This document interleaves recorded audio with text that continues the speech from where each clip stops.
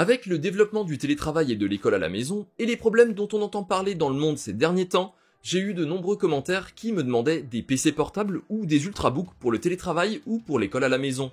On ne sait pas trop ce qui va arriver dans les prochains mois, et donc voilà un petit top pour des PC portables ou des ultrabooks pas chers, spécialement faits pour le télétravail ou pour l'école à la maison.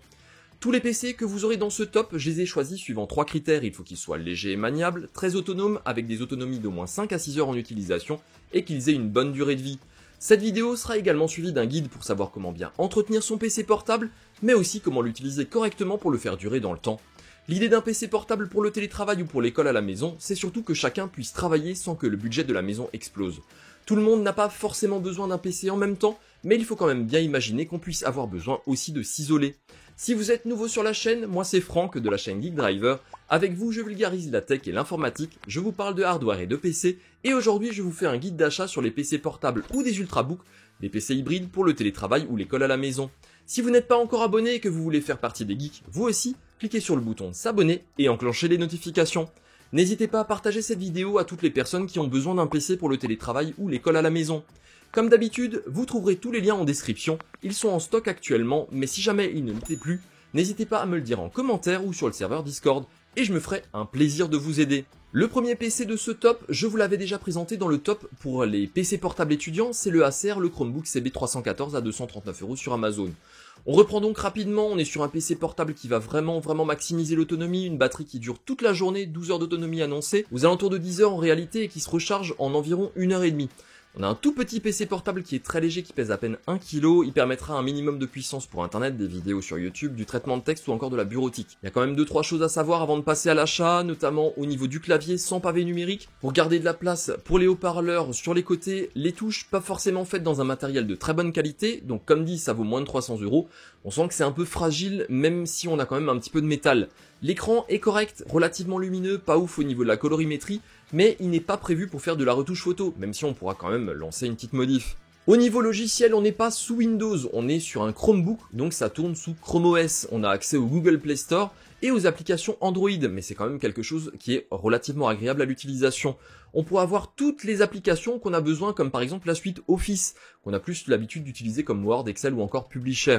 Au niveau des performances, c'est pas de la folie, on est bien d'accord, on est sur un Celeron N4000, c'est un beaker, donc vraiment quelque chose de pas excessif en termes de puissance.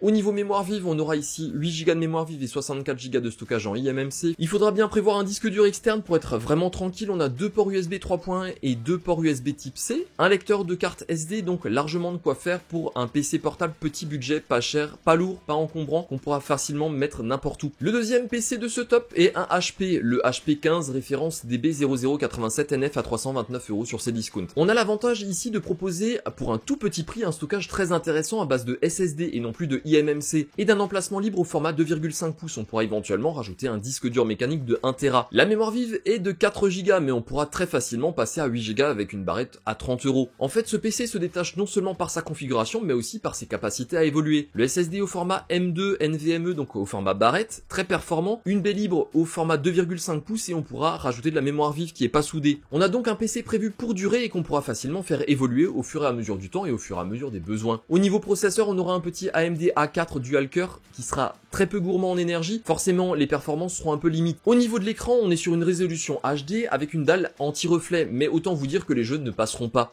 Ça n'est pas une machine faite pour, forcément, vous pouvez oublier les montages photos et vidéos avec ça. On a quand même 3 ports USB, par contre un port HDMI au format classique, donc vous pourrez utiliser votre PC comme base pour mater des vidéos sur votre télé, ou travailler avec un grand écran sur votre bureau pour être plus confortable. Ça tourne sous Windows 10, petite webcam 0,9 mégapixels, par contre au niveau du clavier on a ici un clavier complet avec le clavier numérique sur le côté, c'est à noter ça aussi pour ceux qui en ont besoin parce que c'est plutôt pratique. Un super petit PC, pas trop lourd, un peu grand en 15 pouces mais très agréable à utiliser pour 329€ chez Cdiscount. Le troisième PC de ce top est un Acer, le Swift 1, je vous passe la référence qui est carrément trop longue à 399€ sur le site de Acer. Avant de partir dans la configuration, je vous explique très rapidement pourquoi je vous ai choisi ce PC. C'est son autonomie.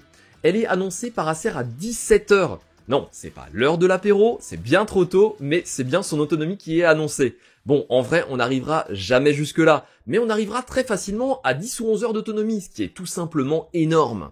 Imaginez une journée complète sans prise, vous pourrez travailler où vous voulez. Au niveau configuration, donc là on a quand même un 4 cœurs, un Pentium Silver, le N5000, c'est un processeur d'entrée de gamme mais il participe aussi à l'autonomie qui est impressionnante. On peut noter aussi son stockage, un SSD qui peut être remplacé puisque c'est au format M2. Par contre à côté de ça la mémoire vive est soudée, pas de port de libre, donc la configuration à ce niveau restera la même jusqu'à la fin de la vie de votre PC portable. Au niveau des choses sympas, le poids super léger de 1,3 kg, un écran Full HD donc très confortable, une dalle IPS, on a pas mal de ports USB avec en plus un port HDMI, donc là on commence à être vraiment pas mal. On peut se faire un setup minimaliste pour bosser sur un grand écran ou alors se poser sur un coin de table. C'est un 14 pouces donc pas de pavé numérique, uniquement un clavier classique au format TKL, mais rétro-éclairé, lecteur de carte SD donc on pourra largement augmenter les capacités de stockage pour pas cher du tout. Le seul point négatif pour moi sera le système d'exploitation, c'est un Windows 10 S pour version sécurité, elle est un peu bridée et ne vous permet pas d'installer d'autres applications que celles qui sont sur son Windows Store. Je vous mets en lien dans la description la procédure pour permettre de sortir de ce mode et pour installer toutes les applications que vous voulez. Donc 399 € sur le site de Acer, le Acer Swift 1. Le quatrième PC de ce top est un Huawei de la gamme MateBook dont je vous ai déjà parlé en version 15 pouces que vous pourrez trouver sur le site Huawei pour 499 €. Il est à 549 € avec en ce moment 50 € de remboursé. Ici en version Ryzen 5 donc déjà très puissante pour son prix. Il a donc une configuration en 8 Go de mémoire vive et 256 Go de stockage SSD. On est sur un processeur Ryzen 5 basse consommation,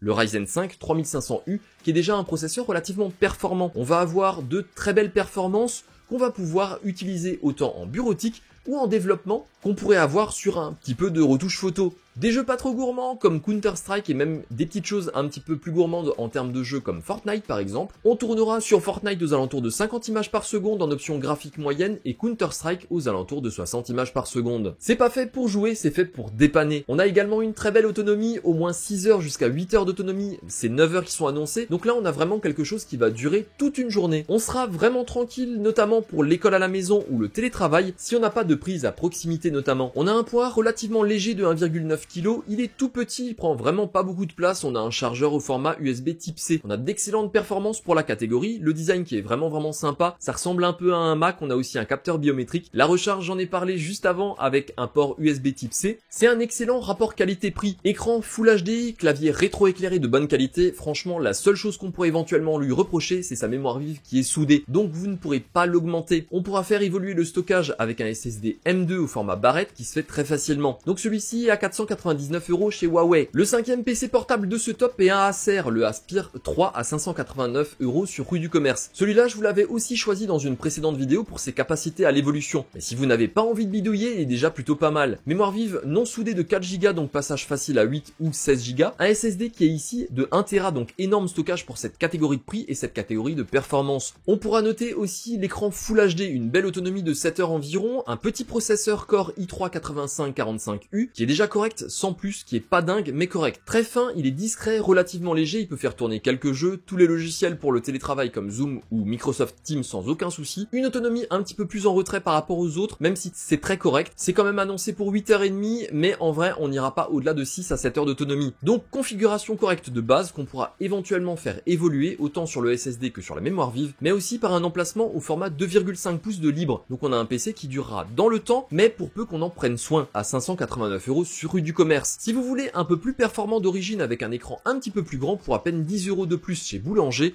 donc 599 €, je vous rajoute un autre lien en description, pour un Acer Aspire 3 en version 17 pouces cette fois-ci, avec un i3 de 10e génération, le 1005G1, avec 512 Go de SSD et 8 Go de mémoire vive. L'avantage ici sera un écran 17 pouces pour un tout petit prix, même s'il est un petit peu plus lourd avec une autonomie annoncée correcte sans être folle non plus, mais franchement avec un 17 pouces et un i3 de dernière génération, pour ce prix, il y a vraiment de quoi faire pour un PC portable, pour le télétravail ou l'école à la maison. 17 pouces pour 599 €, le Acer Aspire 3 A317 chez Boulanger. Le sixième PC de ce top est un Ultrabook tactile de chez Lenovo de la gamme IdeaPad C340 à 699 € chez Boulanger. L'intérêt de ce PC, et j'en ai déjà un peu parlé dans la vidéo sur comment choisir son PC portable, c'est de pouvoir transformer ce PC en tablette et de tablette en PC avec un écran orientable à 360 degrés, ce qui lui donne un côté super sympa. Autant on pourra l'utiliser en PC portable classique, mais aussi comme liseuse ou alors comme écran pour regarder les vidéos du Geek Driver par exemple, mais aussi l'utiliser pour lire une recette dans la cuisine quand on fait à manger. Autonomie de 8 heures en utilisation basique, bureautique Wi-Fi allumé avec luminosité à moitié. Bon, ça pourrait être mieux, mais franchement pour bosser c'est déjà très bien. Super polyvalent, il est fonctionnel, on peut noter pas mal de très bons points. Tactile de 14 pouces et 1,7 kg, il est équipé d'un Ryzen 5 3500U. Vous savez, le même processeur que dans le Huawei Netbook. Un SSD de 256 Go, mémoire vive de 8 Go, qu'il est possible de faire évoluer. Et le gros plus, c'est la charge rapide, 80% en moins d'une heure. Et la chose encore aussi à noter de super sympa, c'est le stylet qui est livré avec, pas besoin d'en commander un en plus. Connectique classique, un port USB 3.0, deux ports USB 3.1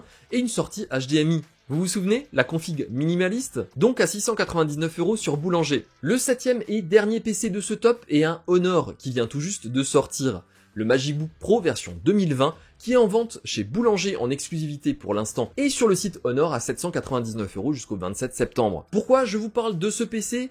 Parce que tout simplement, sous les 1000 €, c'est sûrement le meilleur rapport qualité-prix pour travailler à la maison, avec une configuration super solide, une grosse autonomie et un écran vraiment sympa. C'est un format qu'on n'a pas du tout l'habitude de voir, puisque ici on est sur un équivalent d'un Ultrabook 16 pouces avec un écran 16/9. Si vous vous souvenez de ce que j'avais dit sur les processeurs Ryzen 4000, vous savez que ce sont des processeurs très puissants et à puissance égale beaucoup plus économes en énergie que les autres processeurs. Ce ne sont pas des processeurs basse consommation, mais ils sont déjà très bien optimisés. Donc processeur Ryzen 5 4600H, 6 cœurs avec HL3 de 8 Go et son circuit graphique intégré qui est un Radeon Vega 6 dont j'ai déjà parlé. Il faut imaginer que ce PC a une autonomie de plus de 9 heures en bureautique et en lecture vidéo. Même si vous êtes en télétravail avec une visio toute la journée, pas de problème, ça tiendra largement. Et si vous n'avez plus assez de batterie, en une heure, vous êtes au-delà des 80% avec sa charge rapide. Super fin, léger, un écran 16 pouces, un écran Full HD, 100% sRGB. Coucou les créateurs de contenu, vous me voyez arriver ou pas? On a un capteur d'empreinte, le Bluetooth 5.0, un port HDMI 2.0, 3 ports USB 3.1 et un port USB type C, 1,7 kg, donc ça reste super léger. Franchement, moi j'adore. Ça vous dirait que je teste ça dans les prochains temps? Dites-le moi en commentaire. On revient aussi sur l'essentiel, 16 Go de mémoire vive, bon, ok, c'est soudé, donc là, pas d'upgrade, mais le SSD de 512 Go, lui, on peut le changer. Donc si vous voulez passer à 1 Tera ou 2 Tera, c'est largement faisable. Franchement,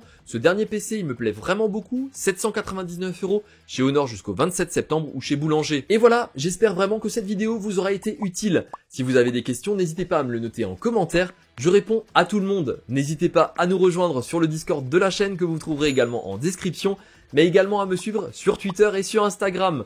Si cette vidéo vous a plu, n'hésitez pas à faire péter les likes, à partager et si vous ne l'êtes pas encore, abonnez-vous à la chaîne. Allez, à la prochaine, salut!